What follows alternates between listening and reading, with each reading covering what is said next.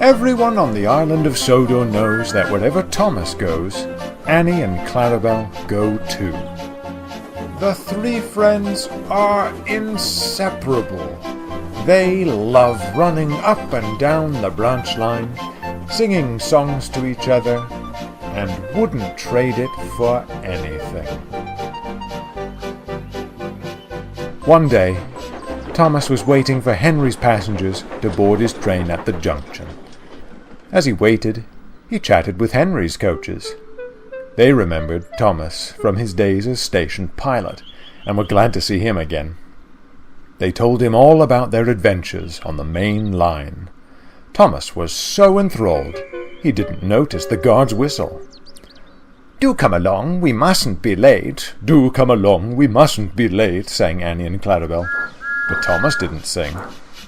"Goodbye," he called to the other coaches. "I hope I can hear more about your other adventures soon."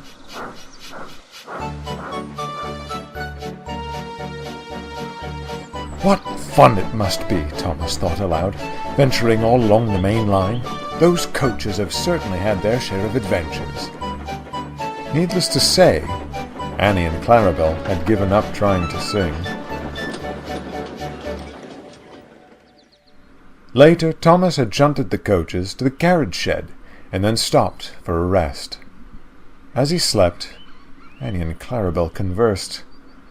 "Why don't we have any stories to tell?" Annie wondered.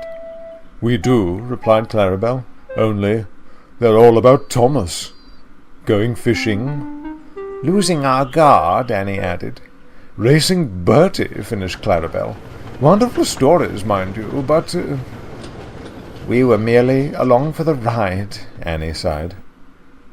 "Would be nice to go on the main line again," smiled Clarabelle. "Who knows what we'd see nowadays?" At that moment, Thomas awoke. "So I'm not good enough any more, is that it? What nonsense! You're not fit for the main line nowadays."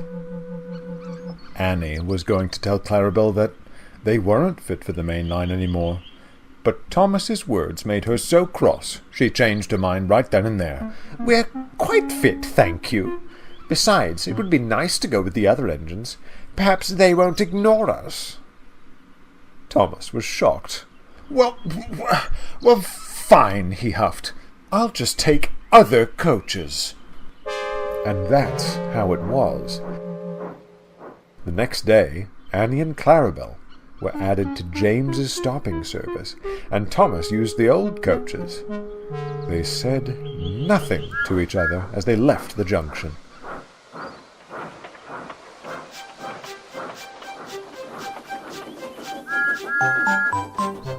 At first, things went well. Thomas felt pleased. "Do come along, we shan't be late," he sang. "Do come along, we won't be late," grumbled the first coach, "if you focus on the line and stop that wretched singing." The second coach muttered in agreement. Thomas was speechless. As they approached Terrence's field, Thomas whistled gaily to the tractor. Not long after, Bertie Bus rolled past, and Thomas whistled again. "For goodness sake," grumbled the first coach, "how many whistleboards are there on this branch line?" "I was only saying hello," Thomas cried. "No time for those sorts of pleasantries on the main line," retorted the second coach. "Not when there's a timetable to keep to." Thomas's heart sank. This wasn't what he'd expected at all. He was miserable for the rest of the day. He didn't want to admit it, but he missed Annie and Clarabelle dreadfully. At the end of the day, Thomas was at the junction with his last train. He was having a drink and feeling quite down when Henry fussed in. "Every station, there's a timetable that we... you there, Thomas, yes. Come take these coaches away at once." Thomas looked up. At the rear of Henry's train were Annie and Clarabelle. "These silly things haven't stopped singing." "Do come along, you'll all be late." "I've been on time all day, thank you." Thomas couldn't help but laugh. At once he coupled his coaches to Henry's train. Henry snorted off indignantly. "I'm sorry, you two," said Thomas sadly. "I shouldn't have been so rude." "My day has been dreadful," interrupted Annie sadly. "Ours too." "We missed you dearly," added Clarabel. "Those mainline engines treated us awfully. Some adventure that was." "Disgraceful," huffed Thomas. "They should be so lucky to have you on their trains." The three friends stopped, and then they laughed. It was good to be together again.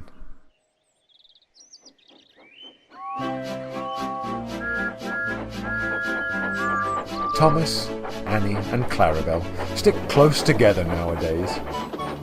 They still bicker, as good friends do from time to time. But from that day on, however, there was no talk of leaving for the main line. Annie and Clarabel concluded that the only story they wanted to tell was of an engine, his two coaches, and their peaceful little branch line.